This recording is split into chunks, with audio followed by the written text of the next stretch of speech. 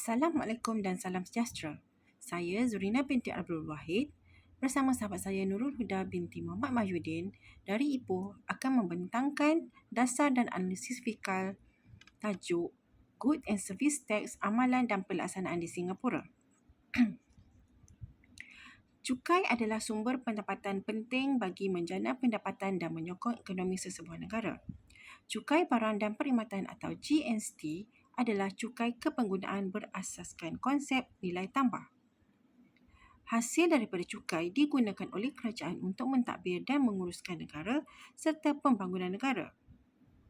GST dikenakan ke atas barang dan perkhidmatan di setiap peringkat pengeluaran dan pengedaran dalam rantaian pembekalan termasuk pengimportan barang dan perkhidmatan. Negara-negara yang lebih rendah GST-nya daripada Singapura. Good and Service Tax telah dilaksanakan di Singapura pada 1 April 1994.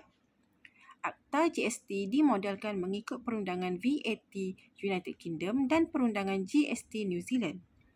Singapura melaksanakan GST mengikut Akta Cukai Barangan dan Perkhidmatan Bab 117A Enakmen Asal Akta 31 tahun 1993, edisi Semakan 1997, 30 Mei 1997. Kadar semasa GST sekarang di Singapura adalah 7%.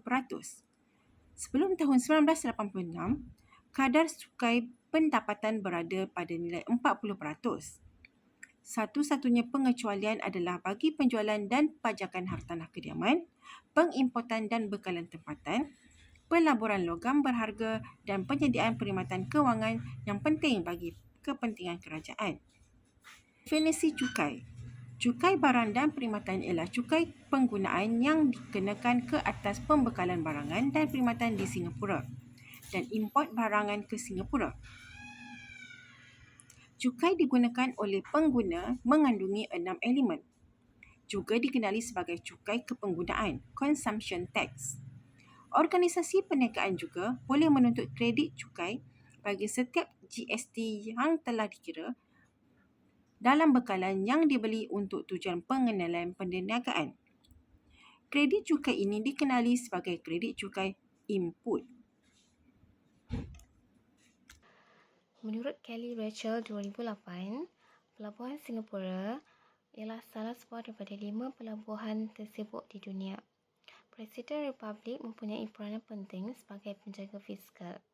Proses bajet di Singapura membincangkan elemen-elemen lain dalam pelaksanaan belanjawan dan pengurusan kerajaan seperti struktur organisasi kerajaan, pelaksanaan peruntukan bajet, pengurusan kaki tangan, pengurusan kewangan dan laporan, dan prestasi dan hasil inisinya kadar cukai dikenakan di Singapura.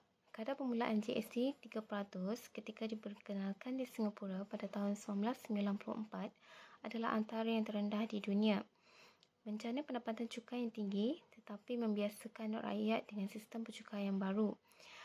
Kadar itu kemudian dinaikkan kepada 4% pada 1 Jun 2013, 1 Januari 2003, 5% 1 Juni 2004 dan 7% 1 Julai 2007. Seterusnya, ini adalah gambar raja bagaimana GST berfungsi. Impak GST kepada Singapura. Impak GST kepada Singapura ialah yang pertama kepada kerajaan. Ia menjana pendapatan cukai yang stabil dan boleh dijangka dalam persekitaran ekonomi yang baik dan lemah.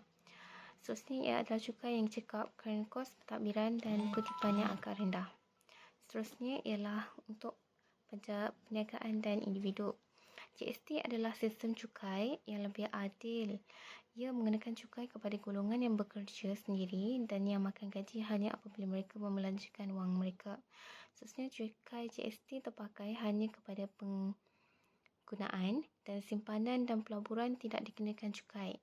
Ini akan menggalakkan orang yang ramai untuk menyimpan dan melabur dalam aktiviti produktif. Dan iaitu cadangan dan penutup.